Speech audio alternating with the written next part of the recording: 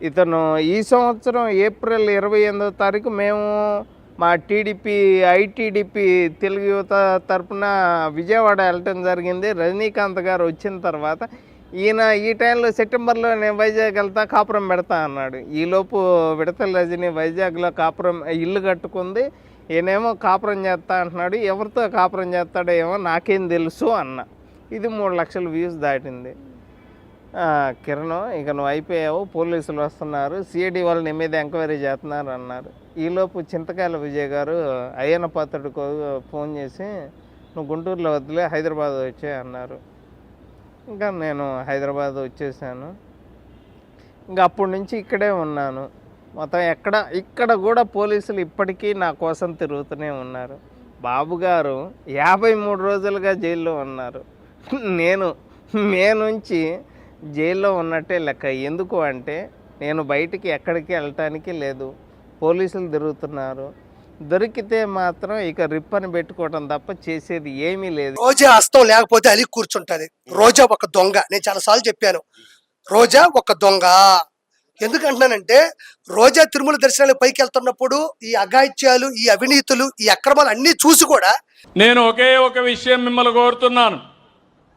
ఈరోజు మీరు రాష్ట్రంలో చూస్తున్నారు, మొన్నటి వరకు అసెంబ్లీ అంటే బూతులు.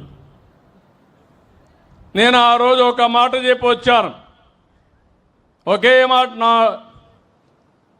నేను అసెంబ్లీలో ఉన్నప్పుడు ఎన్నో సంవత్సరాలుగా అసెంబ్లీలో ఉన్నాను, కానీ ఏ రోజు కూడా అసభ్యంగా మాట్లాడిన సందర్భాలు లేవు. రాజకీయ నాయకులు హోరీగా పోరాడతాం, ప్రజల కోసరం పోరాడతాం, ప్రజాహితం కోసరం పనిచేస్తాం. అలాంటి సందర్భంలో నన్ను అవమానం చేసినప్పుడు నేను ఒకటే మాట చెప్పాను, ఇది గౌరవ సభ కాదు, కౌరవ సభ. మళ్ళీ గౌరవ సభ చేసేదానికి క్షేత్రస్థాయిలో పనిచేసి గెలిచి అసెంబ్లీలో అడుగు పెడతా అన్నాను, పెట్టాను. మళ్ళీ చూశాను, ఎక్కడ చూసినా ఆడబిడ్డల పైన అసభ్యంగా పోస్టులు పెట్టడం సోషల్ మీడియాలో.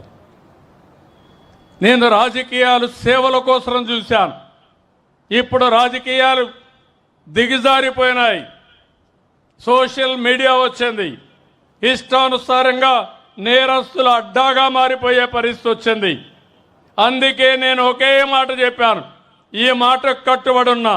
ఎవడైనా సరే సోషల్ మీడియాలో క్యారెక్టర్ అసాసినేషన్ చేస్తే అదే చివరి రోజుగా మీకుంటుందని హెచ్చరిస్తున్నా. గౌరవప్రదంగా బతకనియండి. సమాజంలో మీకు చేతనైతే విలువలు నేర్పించండి, మీకు చేతనైతే సమాజ హితం కోసం పనిచేయండి, ఆదాయం పెంచండి, ఆరోగ్యాన్ని పెంచడానికి పనిచేయండి. లేకపోతే చేత కాకపోతే ఇంట్లో పడుకోండి. పిల్లలకు నేరాలు నేర్పించండి, రౌడీజం నేర్పించద్దండి. ఇది మంచి పద్ధతి కాదని కూడా హెచ్చరిస్తున్నా. నేను చాలా ఏళ్ళు చూసా. ఒకసారి నేనే మోసపోయా. ముఖ్యమంత్రిగా ఉన్నా నిద్రలేసి చూశాను. ఎవరైతే వివేకానంద రెడ్డి గుండెపోటుతో చనిపోయాడు, నేను అనుకున్న పాపం మన ప్రత్యర్థి, ఆయన గుండెపోటు చనిపోయాడు అని అనుకున్నాను. అనుకుంటే అది గుండెపోటు కాదు, గొడ్డలి వేటు. తర్వాత తెలుసుకోవడానికి చాలా సమయం పట్టింది నాకు. అంటే ఒక ముఖ్యమంత్రినే మోసం చేయగలుగుతున్నారంటే మీరొక లెక్క అని మిమ్మల్ని అడుగుతున్నా. హత్య చేసి ఆత్మహత్యగా చిత్రీకరించే మనుషులుండే ఈ రోజుల్లో, తిరిగి కేసులు పెట్టే ఈ రోజుల్లో వాళ్ళని సమర్థవంతంగా ఎదుర్కోవాలన్నా లేదా అని మిమ్మల్ని అడుగుతున్నా. ఏమంటారని మిమ్మల్ని అడుగుతున్నా. ఎదుర్కోవాలంటే గట్టిగా చప్పట్లు కూడా చెప్పండి, ఇది మంచి పద్ధతి కాదని. ఇది అడిగితే మా మీద ఇష్టానుసారంగా మాట్లాడతారు, క్యారెక్టర్ అసాసినేషన్ చేస్తారు.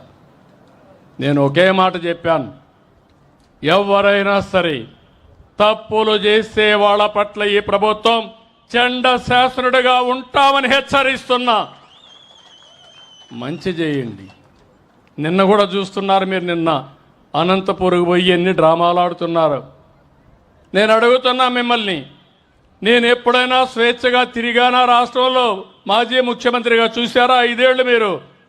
1924 ఎక్కడ తిరగలేకపోయాను. ఇప్పుడు ఎవ్వరు ఎక్కడ తిరగాలన్నా ఇబ్బంది ఉందా అని మిమ్మల్ని అడుగుతున్నా. స్వేచ్ఛ ఉందా లేదా అని మిమ్మల్ని అడుగుతున్నా. స్వేచ్ఛ ఇస్తే రౌడీజం చేస్తామంటే, నేరాలు చేస్తామంటే అలాంటప్పుడు గట్టిగా ఉండాలనా లేదా అని మిమ్మల్ని అడుగుతున్నా. ఇలాంటి ఉన్నప్పుడు మీరే చూశారు, ఈ ప్రభుత్వం అభివృద్ధి కోసం ఉంది తప్ప ఇంకొకటి కాదు. అదే సమయంలో ఎవరు తప్పు చేసినా వాళ్ళని శిక్షించే బాధ్యత ఈ ప్రభుత్వం పైన ఉంది. ఆ విషయం కూడా మీకు విజ్ఞప్తి చేస్తున్నా.